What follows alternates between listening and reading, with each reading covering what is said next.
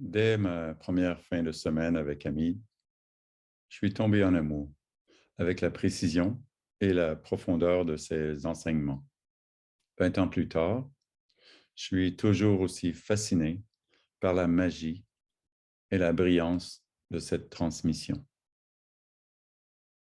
Quand on me demande qu'est-ce qu'il y a de spécial à cette approche, pour moi, c'est qu'on va dans tous les recoins de notre être.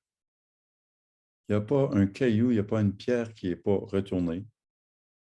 Il n'y a pas un angle mort qui n'est pas contemplé à la loupe. Il y a deux piliers dans cette approche. Un, les sessions individuelles avec un enseignant certifié. C'est comme un support dans les hauts et les bas de la vie tout au long des années. Et de deux, les grands groupes. C'est là, en fait, que les enseignements sont progressivement et très méthodiquement dévoilés. C'est un travail à longue haleine, qu'on explore notre être sous toutes ses coutures, que ce soit nos tendances égoïques ou que ce soit les réalisations de notre nature véritable, tout est le bienvenu.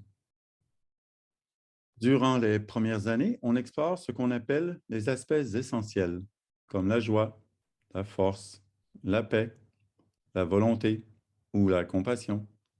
À chaque aspect correspondent des obstacles bien définis, des barrières spécifiques qu'on invite et qu'on explore.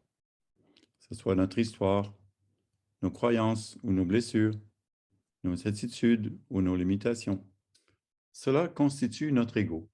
Ces constructions artificielles de notre personnalité sont accueillies, sont vues, sont senties, comprises dans l'expérience directe. Et avec le temps, tout ce qui a été rajouté à notre être, tout ce qui est en quelque sorte superficiel, ça se métamorphose et ça devient de plus en plus transparent. En parallèle, il y a une transmission de l'aspect essentiel présenté. En portant notre attention sur cette saveur de notre être, en la discriminant, la nommant et la ressentant, l'expérience se dévoile et s'ouvre davantage, rendant cet aspect plus accessible dans la vie de tous les jours.